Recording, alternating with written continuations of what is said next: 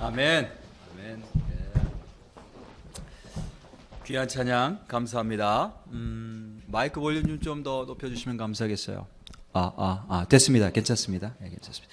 자, 이 시간에는 우리 함께 오늘 은혜 받으실 말씀 나눌 텐데 갈라디아서 2장 1절부터 10절까지 말씀입니다. 우리 다 같이 일어나셔서 함께 읽을 텐데 1절부터 5절까지만 읽겠습니다. 1절부터 5절까지. 제가 한 절 읽고 여러분들이 한 절 읽으시고 그렇게 교독하도록 하겠습니다. 자, 제가 먼저 읽겠습니다. 14년 후에 내가 바나바와 함께 디도를 데리고 다시 예루살렘에 올라갔나니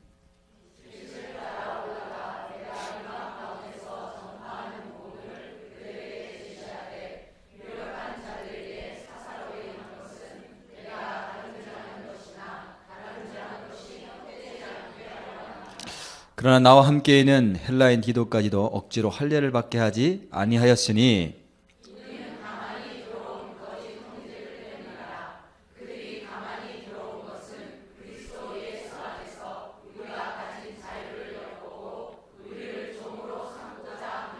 다 같이 읽겠습니다. 그들에게 우리가 한시도 복종하지 아니하였으니 이는 복음의 진리가 항상 너희 가운데 있게 하려 함이라. 아멘. 앉으시겠습니다. 오늘 점심 식사는 우리 젊은 누님들이 준비하셨습니다. 젊은 누님들. 참. 메뉴는 샌드위치. 샌드위치. 감탄 안 하시네요. 저는 참 기발하다고 생각했어요. 스토브가 없는 가운데, 부엌을 쓸 수 없는 가운데 이렇게 나름대로 매주마다 우리 목장 식구들이 돌아가시면서 어떻게 음식을 준비할까 참 고민하시고 기도하시면서 귀한 음식들을 준비하시는데 오늘은 그 맛있는 샌드위치입니다. 여러분들 기대하셔도 좋습니다. 제가 어제 물건을 사온 걸 보니까 야채들도 골고루 싱싱한 걸 다 가져오셨고 그 다음에 빵이 그렇게 맛있대요. 빵이 우리 전백주 집사님이 보증하시는 개런티 하신다고 하니까 빵이 맛있대요. 빵 맛있고 그 다음에 이제 빵 안에 무엇을 넣느냐고 했더니 햄이나 터키. 그래서 여러분들이 고르실 수 있어요. 햄 또는 터키 하면 둘 다 드셔도 좋고 그래서 햄이 그 가운데 들어가면 햄 샌드위치 그 다음에 터키가 그 안에 들어가면 터키 샌드위치. 그렇죠? 그래서 샌드위치의 정체성을 우리가 어떻게 말할 수 있느냐, 그 안에 뭐가 들어가느냐에 따라 달려있죠. 그 안에 햄이 들어가 있으면 햄 샌드위치가 되고 그죠? 치즈만 들어가 있으면 치즈 샌드위치가 되고 그래서 빵을 무슨 빵으로 하느냐, 야채가 뭐가 들어가느냐는 상관이 없어요. 그 한 가운데에 뭐가 들어가느냐에 따라, 고기가 무엇이 들어가느냐에 따라 그 샌드위치가 되는 거예요. 터키가 들어가면 터키 샌드위치 이렇게 되는 거죠. 그리스도인들도 마찬가지인데 겉으로 보면 다 비슷해요. 다 뭐 이렇게 교회 다니는 것 같고 예배 드리고 뭐 기도도 하고 봉사도 하고 헌금도 하고. 근데 이런 것들은 사실은 다 빵이나 야채와 같은 거예요. 가장 중요한 건 뭐냐면 그 중심에 뭐가 있느냐는 거죠. 그리스도인의 중심에 뭐가 있어야 진짜 그리스도인이 되는가, 그거예요. 그래서 진짜 그리스도인은 그 중심에 무엇이 있냐면 예수 그리스도께서 계신 거예요. 그의 삶 중심에, 그의 마음 중심에, 그의 모든 생각 중심에, 그의 열정의 근원에는 누가 계신가 하면 예수님이 계신 거예요. 그래서 예수 그리스도가 계시기 때문에 그리스도인이다 이렇게 불리는 거죠. 근데 만일 그 마음 중심에 우리가 똑같이 빵과 야채가 다 똑같듯이 우리 다 똑같이 교회 생활하고 예배도 드리고 하지만 그 마음 중심에 예수 그리스도가 있는 게 아니고 율법주의가 있으면 그는 종교인이 돼요. 율법주의란 뭐냐면 그 징후가 있는데, 심틈이 있는데 뭐냐면 내가 정해놓은 어떤 종교적인 관습, 규율, 기준이 있어요. 그래서 거기에 다른 사람이 와서 도달하면 잘하는 거고 거기에 미치지 못하면 그 비판의 대상, 비난의 대상이 되는 거예요. 그리고 언제나 자기 자랑이 있죠. 왜냐하면 내가 언제나 옳다라고 생각을 하니까 항상 자기 주장이 있어요. 그게 율법주의자예요. 율법주의자. 그게 예수님 당시에 바리새인이었고 예수님이 가장 싫어했던 사람들이었어요. 그래서 내 마음 중심에 율법주의가 있으면, 예수 그리스도가 아니고 율법주의가 있으면 종교인이 되는 거예요. 또 내 마음 중심에 세속주의가 있으면, 그러니까 세상에서 가치 있게 여기는 것들을 나도 똑같이 가치 있게 여기고 그것을 추구하면서 사는 삶. 또 육신의 쾌락을 쫓아서 육신의 즐거움을 쫓아서 사는 삶.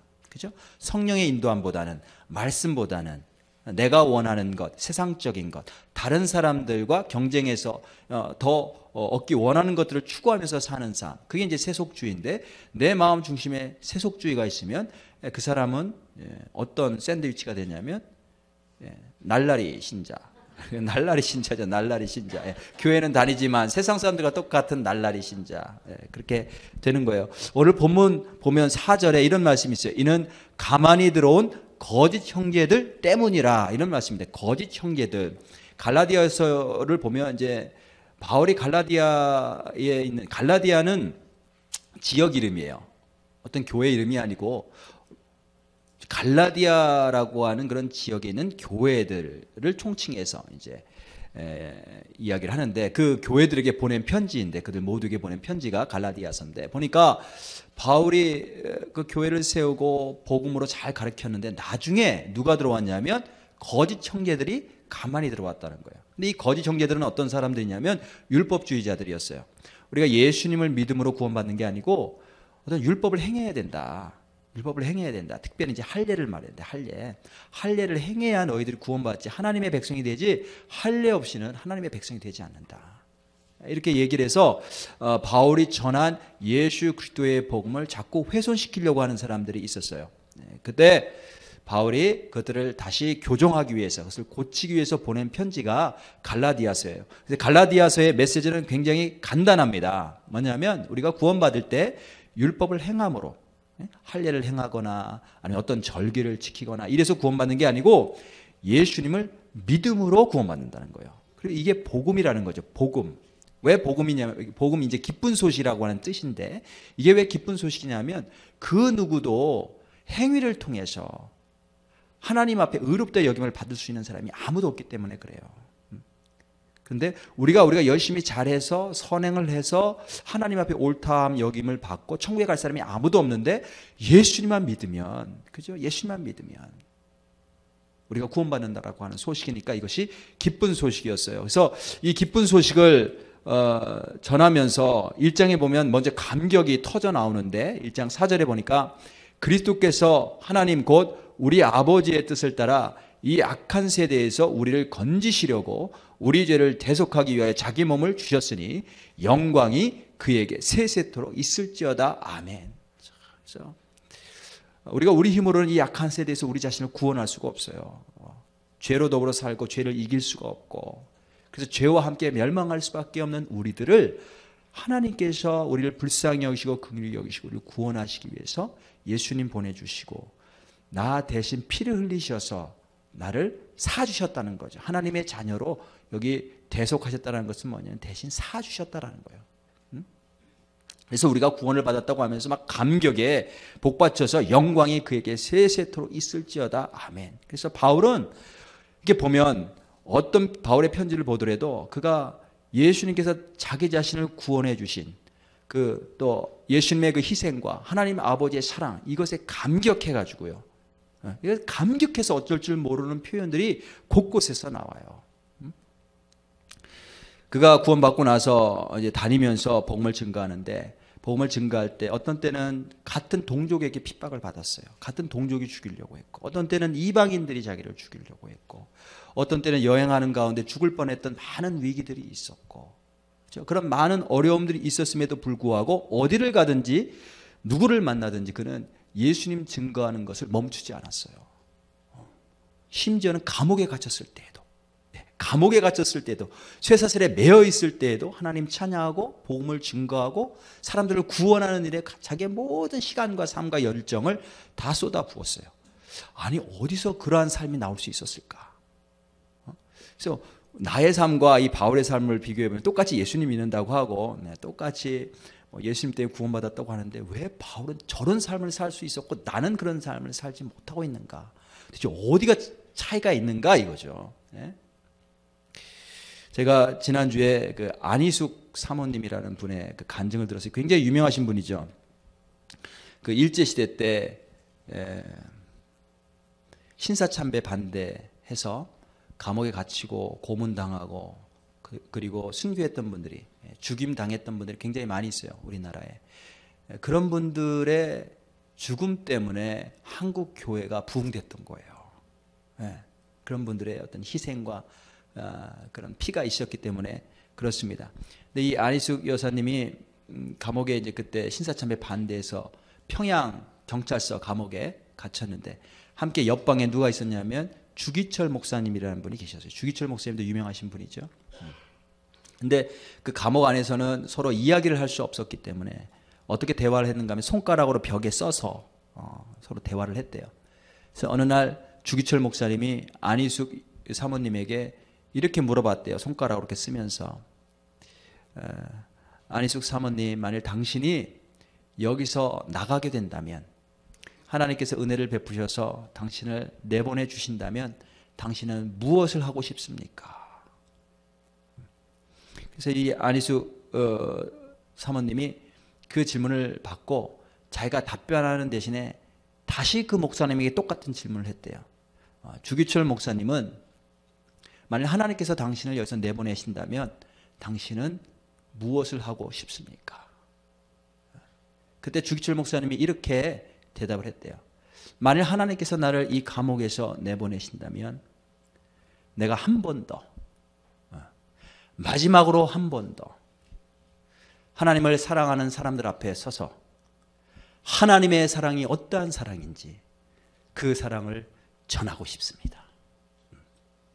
한 번 더 하나님께서 나에게 기회를 주신다면, 하나님의 어떠한 사랑으로 나를 사랑하시고 나를 구원하셨는지 그 사랑을 증거하고 싶습니다. 그랬대요. 그래서 결국 주기철 목사님은 나오지 못하고 그곳에서 순교를 당하셨고, 그 다음에 안희숙 사모님은 그곳에서 순교하기를 원하셨는데 하나님이 내보내셨죠. 내보내서 그분이 간증한 내용들이 굉장히 많은데 그 중에 한 가지 간증, 이런 간증이 있는 것을 제가 들었어요. 감옥에서 한 5년 이상 6년 동안 갇혀 있는데,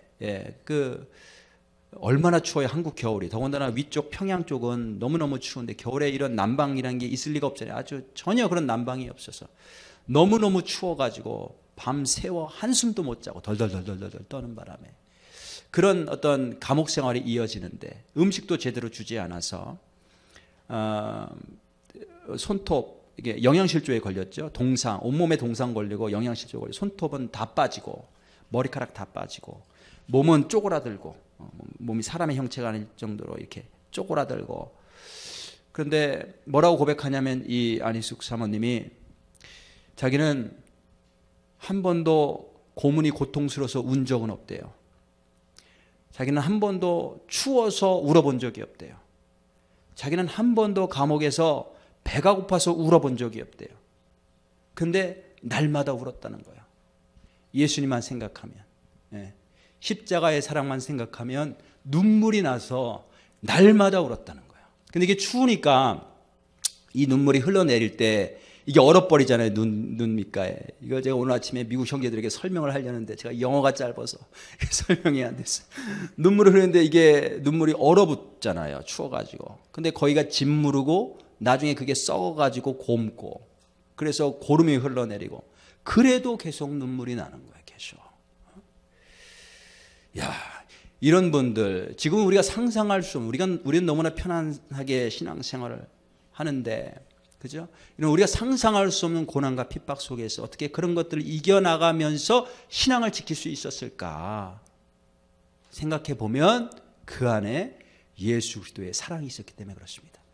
십자가의 예수님이 그들의 마음속에 있었기 때문에 그들이 모든 고통과 고난 이런 것들 아무것도 아닌 것으로 여기고 승리하며 이기고 나갈 수 있었던 줄로 우리가 믿습니다. 갈라디아 교회에 여러 가지 많은 심각한 문제들이 있어요.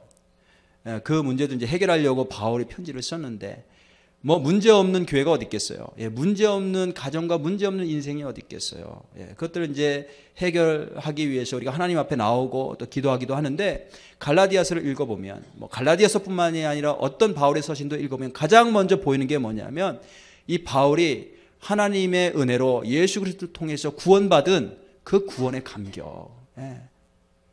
그것을 이기지 못해서 복음을 전하지 않고서는 견딜 수 없어 하는 그의 그런 모습들이 보입니다. 그래서 우리도 무슨 일을 하든지, 그죠? 무슨 일을 하든지 이 구원의 감격이 우리 안에 먼저 있어야 될 줄로 믿습니다. 예수 그리스도의 사랑, 그 십자가의 은혜, 우리가 어떻게 구원받았는지, 하나님이 어떠한 사랑으로 우리를 사랑하셨는지, 이 사랑이 먼저 우리 안에 있어야 되겠어요. 그러기 위해서는 우리가 날마다 십자가를 바라보고 예수님을 바라보고, 그죠? 예수님이 나를 얼마나 사랑하시는지. 우리가 교회에서 많은 사역들 합니다. 예배 때도 많은 분들이 사역을 하기 때문에 이 예배가 진행되는 거예요. 방송실, 통역, 오늘 통역 제가 소개를 안 해드렸지만 다른 교회에서 오셔서 오늘 제가 통역자를 못 구해서 다른 교회에서 한 자매님, 이다희 자매님 오셔서 통역해 주시는데 얼마나 귀한지 몰라요. 그리고 찬양팀, 성가대, 방송실, 그죠? 우리가 많은 사역들 해요. 또 음식 만드시는 분들. 어제도 우리 형제분들이 모이셔서 우리 플레이그라운드가 너무 낡았는데 그걸 다 이렇게 철거하는 작업을 했어요. 그게 어제 하루 만에 끝나지 않고 이번 주 토요일 날 또 모인대요. 9시에. 그래서 여러분들 나오실 수 있는 분들 나오셔서 격려해 주시고, 그러면 좋을 것 같아요. 우리가 많은 사역들 합니다. 또 부활주일 앞두고 부활절날 우리 연합 또 예배를 우리 교회에서 드리기 때문에 또 그를 또 맞이할 준비도 하고 하는데, 모든 사역 이전에 먼저 우리가 확인해야 될 게 있는데, 정말 우리 샌드위치 가운데 뭐가 있느냐 이거죠. 샌드위치 가운데 정말 예수 그리스도가 있는가? 정말 예수님이 내 중심에 있는가? 그분의 사랑과 그분의 구원의 은총에 감격해서 내가 일을 하고 있는가? 그걸 먼저 확인해야 될 줄로 믿습니다. 그게 없다면 그거를 회복해 달라고 주님 앞에, 십자가 앞에 저와 여러분들이 나올 수 있기를 원합니다. 그러면 틀림없이 주님 앞에 간절한 마음으로, 갈급한 마음으로, 가난한 심령으로 주님 앞에 나오면 하나님께서 채워 주실 것입니다. 바울은 먼저 그 안에 뜨거운 그 구원에 대한 감격, 그 십자가의 은혜에 대한 그게 있었어요. 그게 있었어요. 그 다음에 그것이 그 마음속에만 있었던 것이 아니고 그의 삶 가운데, 그의 삶 속에 그것이 나타났어요. 흘러나왔어요. 오늘 우리가 함께 읽은 본문에 보면 이런 말씀이 있죠. 계시를 따라 올라가 내가 이방 가운데서 전파하는 복음을 그들에게 제시해야 돼. 유력한 자들에게 사사로이 한 것은 내가 다름질하는 것이나 다름질하는 것이 헛되지 않게 하려 함이라. 지금 바울이 무슨 얘기를 하냐면 예루살렘에 올라간 이야기를 해요. 예루살렘에 올라가서 유력한 자들을 만났다는데, 유력한 자들이 누구냐면 예루살렘 교회를 담당했던 리더들이에요. 야고보, 예수님의 동생이죠. 야고보, 그 다음에 베드로, 요한. 이 세 사람이 예루살렘 교회를 담당하던 목회자들이었어요. 그들을 만나서 이야기를 하는데, 왜 그들을 만나러 올라가느냐? 그러니까 유대 기독교인들 가운데, 유대 그리스도인들 가운데 율법주의자들이 있어서 자꾸 바울을 따라다니면서, 바울이 예수님을 믿음으로 구원받는다고 하는데 그들이 자꾸 따라다니면서 율법을 행해야 된다, 그러면서 바울을 자꾸 죽이려고 했어요. 그래서 이제 그 문제를 놓고 가서 이야기를 하면서 자기가 선교여행, 전도여행 다니면서 복음을 증거해 보니까 정말 예수님만 믿는 믿음을 가지고 이방인들이 구원받더라.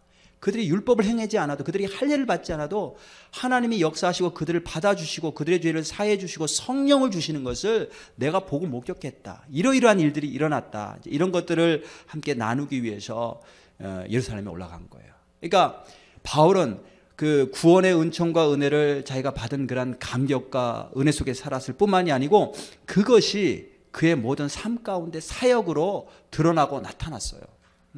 가면서 가는 곳곳마다 그가 자기의 간증을 하는데 그의 인생 자체가 복음이에요. 뭐냐면 1장에 우리가 읽진 않았지만 앞에 장에 보면 이런 기록이 있어요.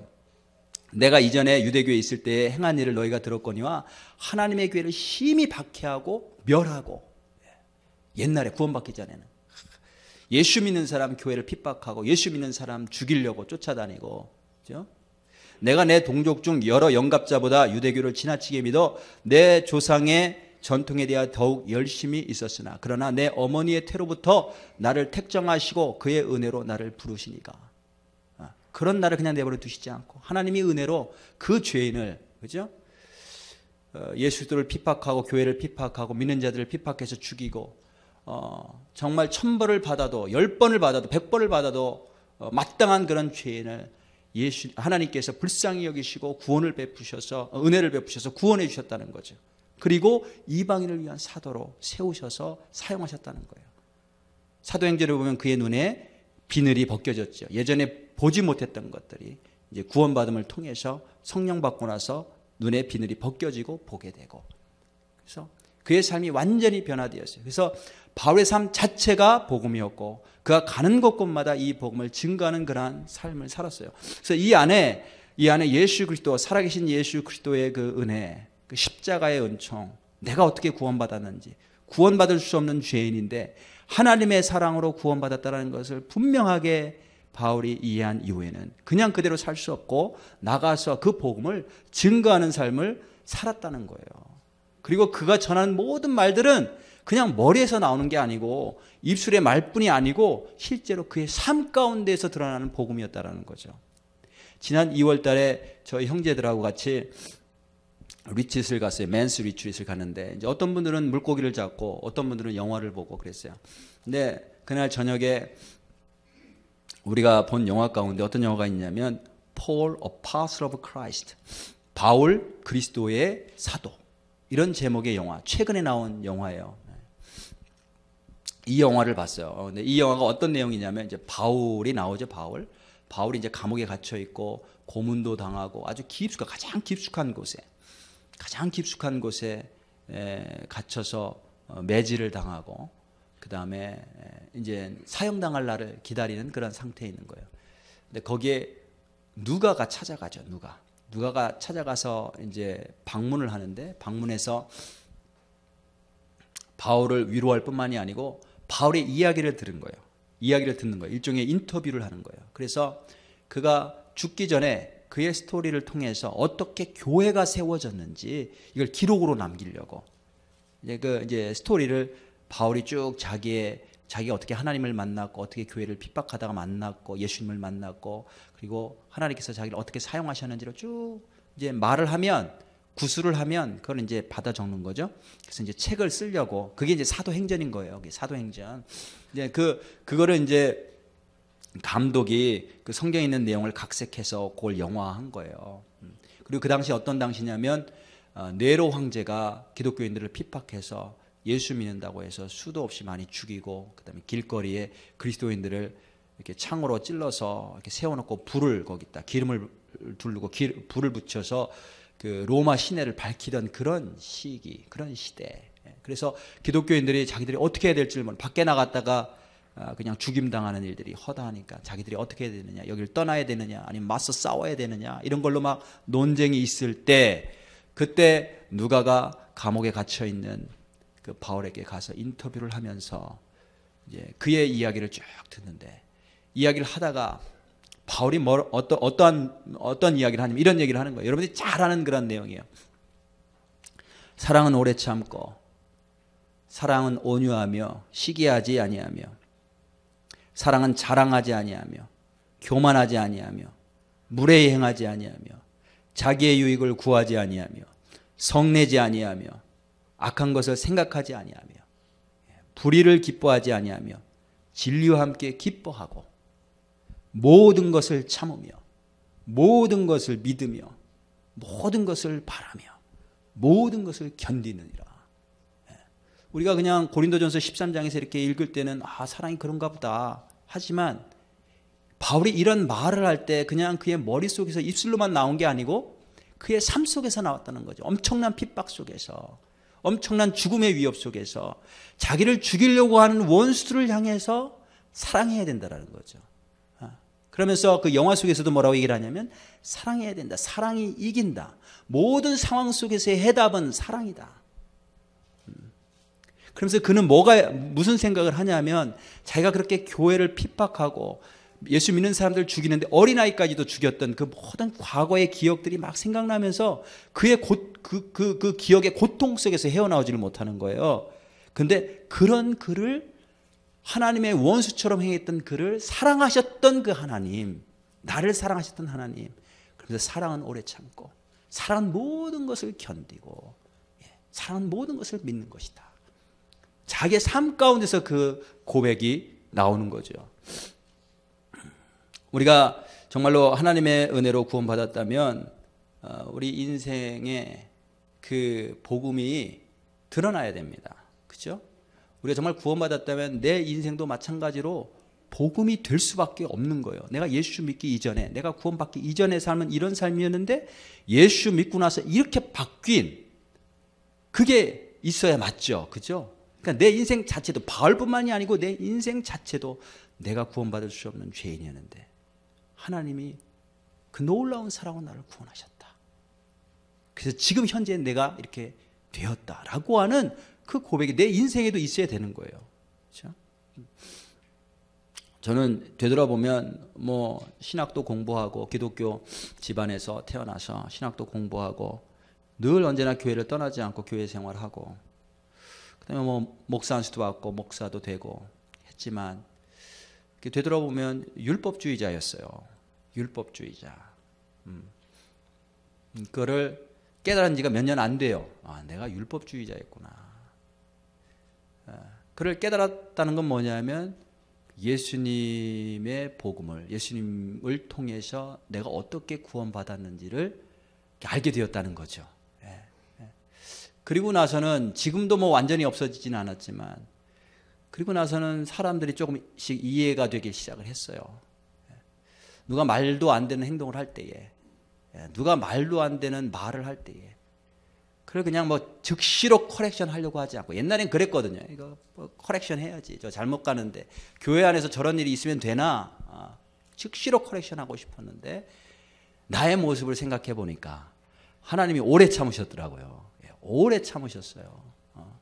그래서 내 모습을 생각하니까 하나님이 나를 어떻게 대하시고 하나님께서 어떤 사랑으로 나를 구원하셨는지를 생각을 해보니까 다른 사람들에게 여유가 생기고 그리고 하나님이 참으시고 기다리시고 하나님이 역사하시니까 나도 기다려야 되겠다라고 하는 생각들이 들기 시작을 했습니다. 저와 여러분들 모두가 우리가 하나님의 은혜로 구원받았죠. 그래서 우리가 죄를 멀리하고 구원받았는데 똑같은 죄를 저지르면 안 되겠죠. 우리가 죄를 멀리하고 하나님의 말씀에 순종하며 살아야 되겠지만 동시에 우리가 어떠한 은혜로 구원받았는지를 알고 기억하고 그것을 우리의 삶 가운데서 고백할 수 있는 그런 성도들이 다 되시길 주님의 이름으로 축복합니다. 마지막으로 한 가지 더 우리가 오늘 본문 말씀 통해서 보면 바울이 복음을 증거하는데 예수님을 증거하는데 굉장히 주의를 기울여요. 굉장히 주의를 기울입니다. 내가 전한 복음이 제대로 증거되도록. 그래서 3절에 보면 이렇게 얘기를 하죠. 그러나 나와 함께 있는 헬라인 디도까지도 억지로 할례를 받게 하지 아니하였으니 이는 가만히 들어온 거짓 형제들 때문이라. 4절에 그들이 가만히 들어온 것은 그리스도 예수 안에서 우리가 가진 자유를 엿보고 우리를 종으로 삼고자 함이로다. 자, 보니까 바울의 그 사역을 보면 자기가 전하는 복음이 제대로 전달되고 제대로 이해될 수 있도록 굉장히 주의를 기울이는데 어떤 곳에 가서는 디모데라고 하는 사람을 만났을 때는 디모데를 만났을 때는 할례를 행해요. 디모데에게 할례를. 왜냐하면 그의 반은 부모 가운데 한 사람은 유대인이었고 한 사람은 헬라인이었어요. 그래서 디모데를 데리고 다니면서 유대인 지역에 가서 복음을 전할 때 저 사람에게 유대인의 피가 흐르는데 왜 할례를 행하지 않느냐. 이것 때문에 복음 증거하는 길이 막히지 않도록 디모데에게는 할례를 행해요. 그의 반은 유대인이니까. 그러니까 마땅하죠. 할 수 있죠. 네, 할 수 있어요. 근데 여기 보니까 디도에게는 할례를 행하지 않았어요. 디도는 철저하게 이방인이었어요. 외국 사람이었어요. 근데 만일 디도에게도 할례를 행하면 그게 어떤 메시지가 돼요? 다른 이방인들에게 너희들이 구원받으려면 이렇게 할례를 행해야 돼. 이런 메시지가 되잖아요. 그러니까 그런 메시지가 되지 않도록 할례에게는 어떠한 핍박이 있어도 유대인들의 어떠한 핍박이 있어도 디도에게는 할례를 행하지 않았어요. 그래야만 자기가 전한 메시지, 그 복음의 메시지, 오직 우리는 할례를 행해서 율법을 행해서 구원받는 게 아니고 우리가 어떤 옳은 일을 행한다고 해서 구원을 받는 게 아니고 오직 나를 위해 죽으시고 내 죄 때문에 죽으시고 나를 대신해서 모든 의로운 일을 행하신 예수님을 믿는 믿음으로 구원받는 거야 라고 하는 메시지가 증거될 테니까.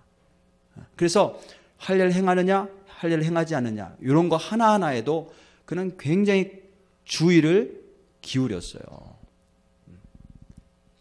우리가 신앙생활 할 때에 우리가 예수 믿는 사람이라는 것을 많은 사람들이 압니다. 그러니까 내가 뭐를 말할 때에 그 말을 통해서 무엇이 드러나냐면 내가 알고 있는 복음이 드러나는 거예요. 내 속에는 이런 복음이 있어. 그렇죠? 내가 무슨 일을 행할 때 그 행위를 통해서 무엇이 드러나냐면 복음이 드러나는 거예요. 나도 모르게. 그래서 내가 뭘 말을 하든지 행동을 할 때에 그거를 생각해야 돼요. 아, 이걸 통해서 하나님이 어떤 분이신지 드러난다. 그렇죠? 이걸 통해서 예수님이 어떤 분이신지 드러난다. 이거를 생각하고 말을 하고 행동을 해야 될 줄로 믿습니다. 제가 우리 아이들 훈육할 때 뭐 잘못한 일이 있으면 혼내기도 하고 그렇게 하죠. 근데 옛날에 제가 막 훈육할 때는 물론 이제 사랑으로 하고 내 자녀들이니까 사랑으로 하고 하는데 옛날에 훈육할 때는 그 기준이 어디 있었냐면 내 생각이었던 것 같아요. 내 생각. 내 생각에 이렇게 하는 게 옳고 이렇게 하는 게 그렇고 훈육 방법도 이 정도까지는 허락이 되고 이 정도까지는 너무 심하고 그래서 어느 정도 적당한 선에서 훈육도 하고 했어요. 근데 어느 날 하나님께서 저에게 어떤 음성을 들려주시냐면 하나님 아버지가 얼마나 자비로우신 분이신지를 아이들에게 나타내라는 거예요. 다른 말로 말하면 아이들이 나를 보면서 누구를 보냐면 누구를 이해하게 되냐면 나를 보면서 하나님을 이해하게 된다는 거죠. 육신의 아버지를 보면서 육신의 아버지가 말하고 그들에게 행하고 다루는 그들을 어떻게 다루는지 그 다루는 걸 보면서 애들은 무엇을 배우느냐? 하나님 아버지가 어떤 분이신지를 배우게 된다는 거예요. 그러니까 그들을 훈육할 때 아이들을 훈육할 때 하나님 아버지가 자비로우신 분이시라는 것을 나타내라. 그를 저에게 말씀하셨을 때 정말 큰 충격을 받았고 그렇구나. 내가 뭘 한마디를 하더라도 내가 무슨 행동을 할 때에도 내가 교인들 앞에서 어떠한 것을 결정할 때에도 교인들은 뭘 보냐면 목사가 이렇고 저렇고를 판단하는 게 아니고 목사를 통해서 나도 모르게 무의식적으로 하나님이 어떤 분이신가를 보게 되는구나. 근데 그 하나님이 성경에 있는 하나님이 아니면 굉장히 실망하게 되고 상처가 되는 거죠. 그래서 우리가 서로를 볼 때에도 마찬가지인데 내가 말하는 거 행동하는 거 이걸 통해서 내 안에 계신 하나님이 드러난다는 것. 이것을 우리가 기억할 수 있기를 바랍니다. 이제 우리 부활주일 다가오고요. 그 다음에 우리 손님들 우리가 대접하게 되는데 실력이 중요한 것 같지는 않아요. 그죠? 우리가 얼마나 멋지게 잘하느냐 이것이 중요한 게 아니고 우리 안에 정말 예수 그리스도가 있는가 이게 중요해요. 제가 지난 금요일날 큐티를 했는데 이런 말씀이 있었어요. 히브리서 13장 1절 2절 말씀인데 형제 사랑하기를 계속하고 이런 말씀. 형제 사랑하기를 계속하고 우리 히브리서 13장 한번 직접 한번 펴볼까요? 히브리서 13장 1절 히브리서 13장 1절에 보면 이런 말 형제 사랑하기를 계속하고 그러면 이제 질문이 뭐예요? 형제 사랑하는 게 뭔가 이거죠. 예? 형제 사랑하는 게 뭐지? 형제 사랑이라는 것은 머릿속에 있는 추상적인 개념이니까 그럼 구체적으로 그것이 어떻게 행동으로 나타나야 되는 거지? 그게 질문이죠. 그죠? 13장 1절에 형제 사랑하기를 계속하고 그 다음에 구체적으로 어떻게 해야 될지 그 밑에 나와요. 2절에 손님 대접하기를 잊지 말라. 이로써 부지 중에 천사들을 대접한 이들이 있었느니라. 손님들, stranger, 지나가는 사람들, 나그네들. 그 다음에 그 당시에 어떤 특별한 어떤 나그네들이 있었는가 하면 복음을 증거하는 복음 전도자들이 여행을 다니면서 복음을 전했거든요. 그들이 같은 하나님 안에서 한 식구라고 형제자매라고 찾아왔을 때 그들을 최선을 다해 대접하라는 거예요. 그러는 가운데에 천사들을 대접한 이들도 있었느니라. 아브라함을 말하는 거죠. 아브라함이 지나가는 3명의 나그네를 보고 아주 정성을 다해서 대접했는데 그들이 누구였어요? 천사들이었어요. 천사들. 그 중에 한 분은 그 중에 한 분은 하나님이 사람의 몸을 입고 내려오셨죠. 그 다음에 어떤 사람은 갇힌 자들 사랑하고 그 다음에 4절에 보면은 배우자에게 충실해라, faithful 해라. 그래서 형제 사랑하는 거 잊지 말라. 그렇게 말씀하시는데 어떻게 사랑해야 되느냐? 손님 대접하는 게 첫 번째로 들어갔어요. 제가 그래서 이 말씀을 제가 묵상하면서 그러지 않아도 내가 부활절날 어떻게 우리 이 샌안토니오 지역 교회들이 다 모여서 우리 교회 오는데 어떻게 대접해야 되나, 어느 정도 선까지 대접해야 되느냐, 이것 때문에 제가 기도하고 고민하고 있었는데 하나님께서 그에 대한 답을 저는 주셨다고 믿습니다. 그래서 우리가 실력이 중요한 게 아니고 정말 우리 안에 하나님의 사랑이 있는가. 그래서 우리의 모든 섬김이나 대접이나 이것들 통해서 우리가 믿는 하나님이 어떤 분인지, 우리가 받은 그 예수님의 사랑이 무엇인지, 우리가 받은 구원이 무엇인지 이게 표현되게 되어 있다는 거예요. 그것을 표현할 때에 그 하나님이 예수 그리스도를 통해 우리에게 주신 복음이 훼손되지 않도록, 그 복음이 그대로 드러날 수 있도록 저와 여러분들이 성령의 인도하심 따라서 잘 순종하면서 나갈 수 있기를 주님의 이름으로 축복합니다. 자, 이러한 삶은 어떻게 살 수 있느냐? 자, 바울은 복음에 대한 감격이 있었어요. 하나님의 사랑에 대한 감격에 겨워서 어찌할 줄을 몰랐던 사람이에요. 그 다음에 두 번째, 그 사랑이 그의 삶 가운데서 드러났어요. 드러나지 않을 수가 없었어요. 그 다음에 세 번째, 복음을 증거할 때에 그 복음이 훼손되지 않도록 바로 증거될 수 있도록 말과 행동에 있어서 최선을 다해서 주의를 기울였던 것을 봅니다. 어떻게 이러한 삶이 가능한가? 오늘 본문에 보면 2절 앞부분에 그 힌트가 나오는데, 계시를 따라 올라가. 계시를 따라 올라가. 이 계시란 뭐예요? 성령의 인도하심이에요. 성령의 말씀, 성령의 인도하심. 바울이 어떻게 이런 삶을 살 수 있었는가?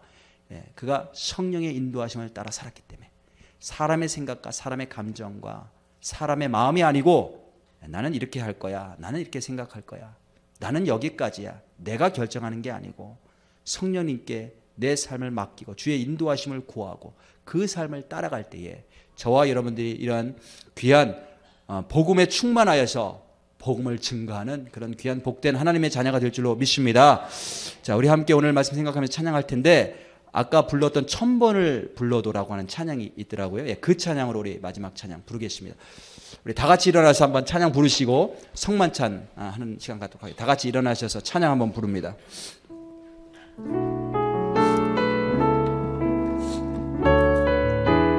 천번을 불러봐도 내 눈에 눈물이, 천번을 불러봐도 내 눈에 눈물이 멈추지 않는 것은 십자가의 그 사랑, 나를 살리려 지신 그 십자가, 모든 물과 피 나의 더러운 죄 씻으셨네. 나를 향한 그 사랑, 생명을 내어주사 영원한 생명을 내게 주심을 감사해. 천번을 불러도 내 눈에는 눈물이 멈추지 않는 것은 십자가의 그 사랑, 나를 살리려 하늘 모자 버리신 나를 사랑하신 분, 그분이에요. 다시 한번 찬양. 천번을 불러봐도 내 눈에 눈물이, 천번을 불러봐도 내 눈에 눈물이 멈추지 않는 것은 십자가의 그 사랑, 나를 살리려 지신 그 십자가, 모든 물과 피 나의 더러운 죄 씻으셨네. 나를 향한 그 사랑, 생명을 내어주사